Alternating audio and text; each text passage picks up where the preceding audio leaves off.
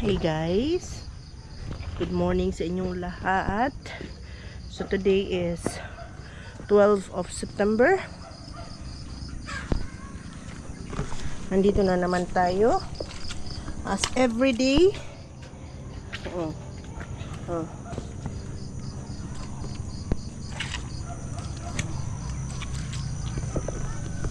So ganito yung gawain natin everyday guys. Pa ako nakapanghimuta.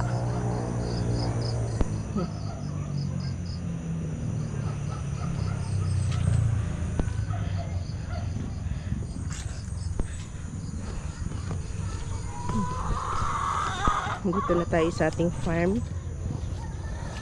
Wala pa nga tayong farm tour guys eh.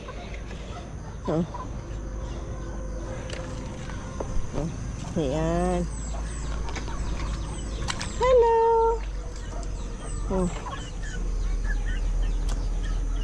So 2, 3, 4, 5, 6, 7. So kumpleto sila.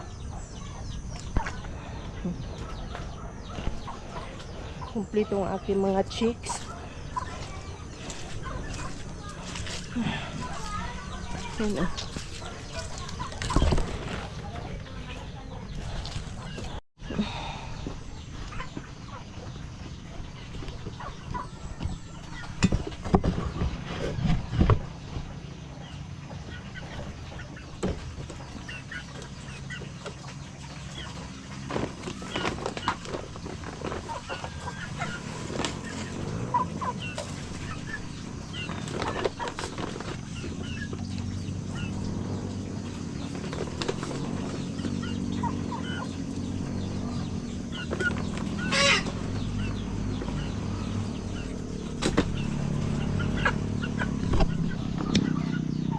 Sila.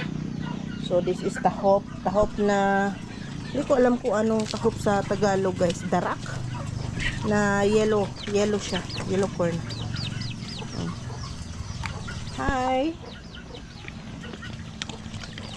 Actually guys, kukunti na lang tong mga manok ko ngayon kasi nga nung pumunta ako ng hospital, you can see it in my other vlog.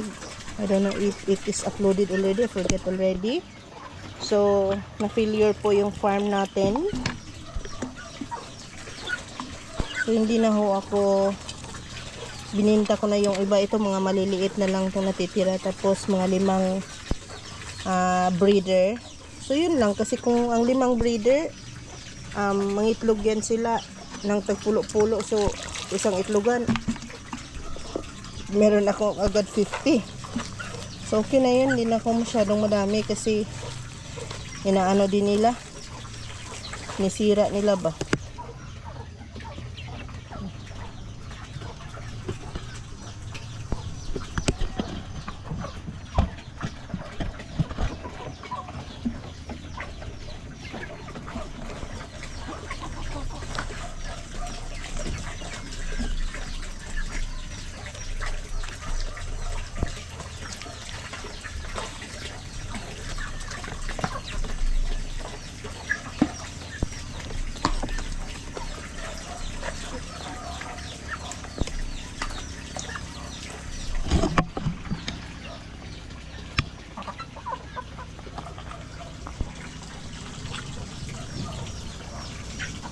Tapos dadalhin natin doon.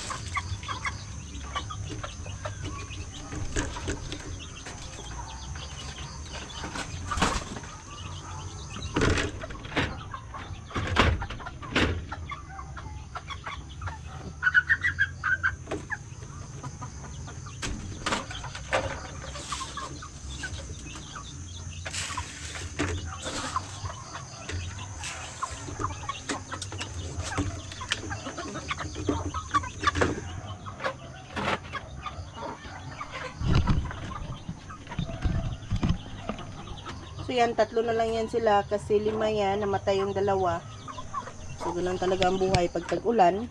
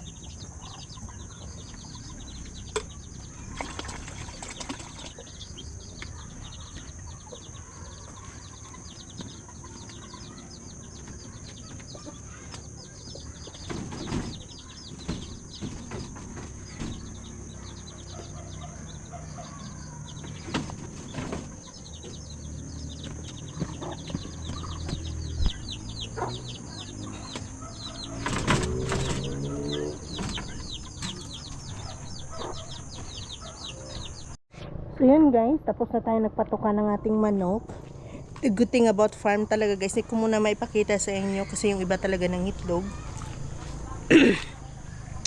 The good thing about farming, kasi you'll get everything fresh, like eggs. Look at that. So this eggs is new. Siguro kahapon lang yan inire. So meron akong mga manok na ng itlog. Yung iba nakapisa na. So yun yung maganda sa farming kasi yun nga, you get a lot of fresh. If you do some farm also like vegetables, you'll get to eat fresh ones. So yun yung mga advantage ng pagkakaroon ng ganitong farm guys. So ito iluluto natin to with ampalaya because we have also ampalaya na nasa farm din namin. I mean, nasa front yard lang namin. So 'di ba? So as early as I can pumunta ako dito sa farm at yun, binibisita ko sila. And then ipapakita din ako sa inyo ha. Ito na nasa abroad pa ako nito.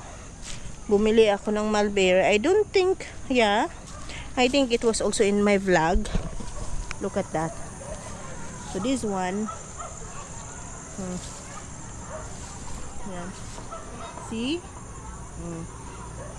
Meron na pala. O, ayan o.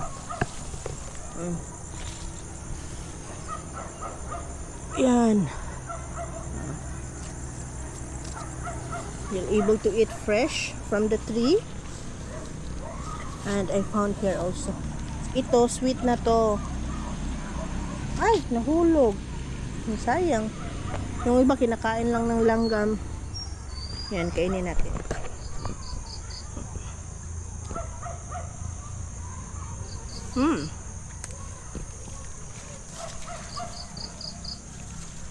So yum. So baba na tayo guys ha. Update ko na lang kayo mamaya.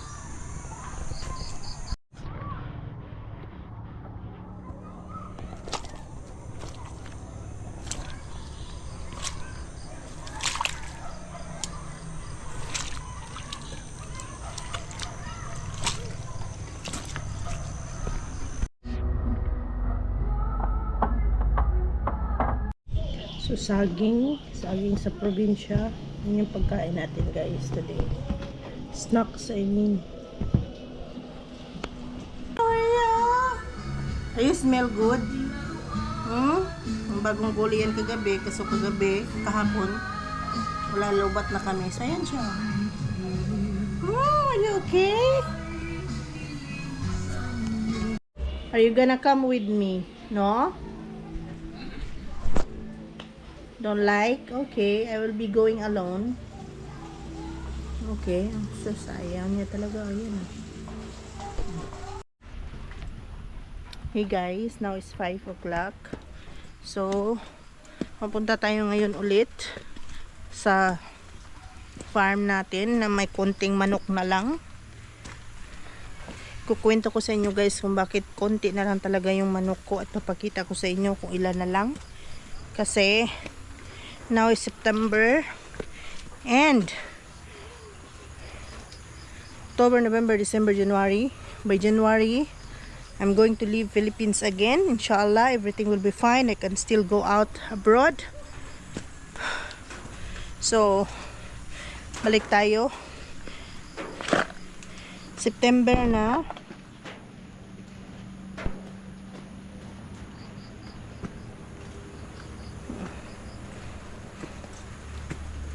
Nagpoy.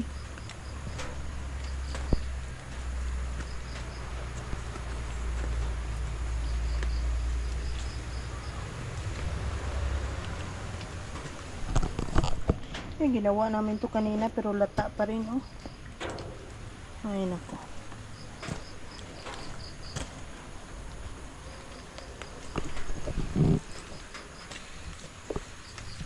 So yan guys, September na pero yung klima natin ngayon dito sa Pilipinas, sa probinsya, hindi maganda. Lagi umuulan. Pero blessing to sa mga farmers. Kasi umulan. Diba? So ganito kaputik dito oh. Buti na lang may butas ako. Buti na lang talaga may butas tayo. So look at that mountain oh. Diba? Ang ganda dito magbahay. Tapos yung nakikita mo yung mountain na yan. Sobrang ganda. Maganda dito magbahay. Ganito yung sistema. So let's go and check with the chicks. Hello guys.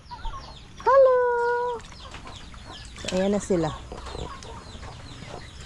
Ayan na sila. Basang sisiw. Ayan na. Diba?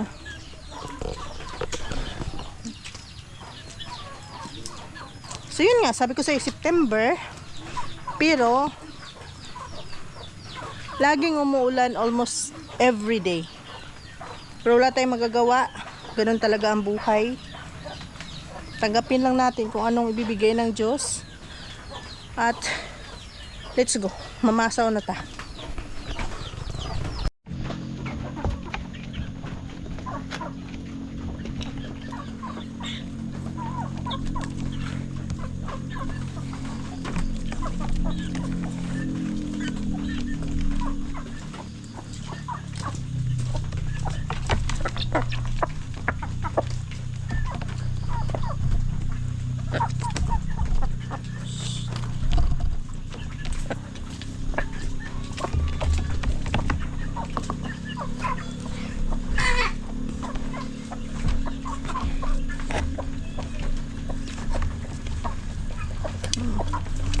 Diba? Ganun sila kasipat guys.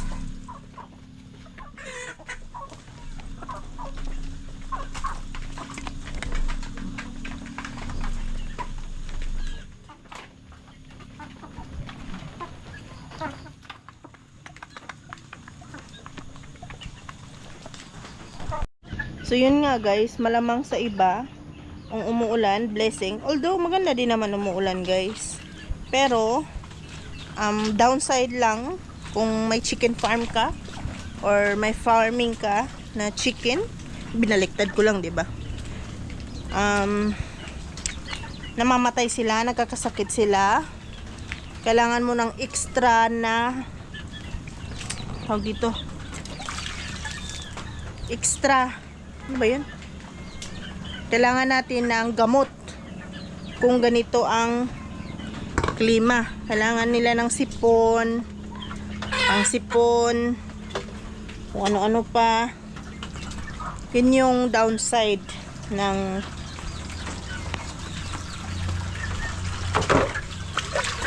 umuulan. Hindi ko lang maipakita sa inyo yung 2, 4, 5. Hindi ko lang maipakita sa inyo guys yung mga manok sa kulungan kasi madilim. So yun. Mahirap lang talaga aside from mga antibiotic para sa mga manok kung laging umuulan. Oh, ganito yung pagdadaanan natin. Kita nyo naman yan guys. So everyday tayong nakabuta. Kasi wala tayong buta guys. Anganga. Siguro abot ka dun sa baba. Gugulong ka dun sa baba guys. Ganun yung mahirap pagka ganito na rainy season. Actually Philippines hindi na rainy season ngayon dapat August. Tapos na, pero ngayon September na, pero umulan pa rin, 'di ba? So patay magagawa, ganun talaga ang buhay.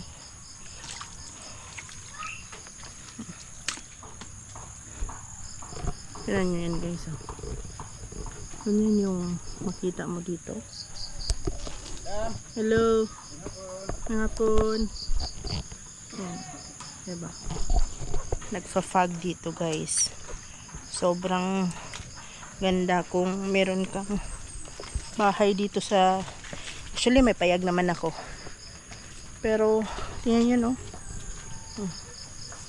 Pa-fog.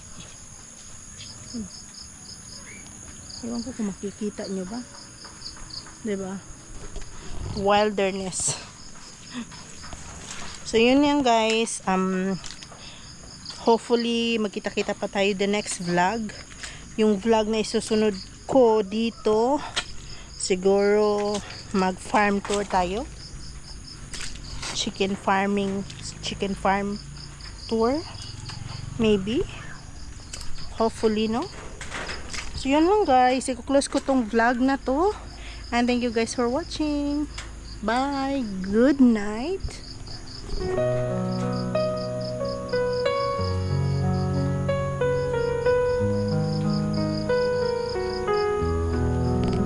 From the first time I saw you, I knew it was real. A love like no other.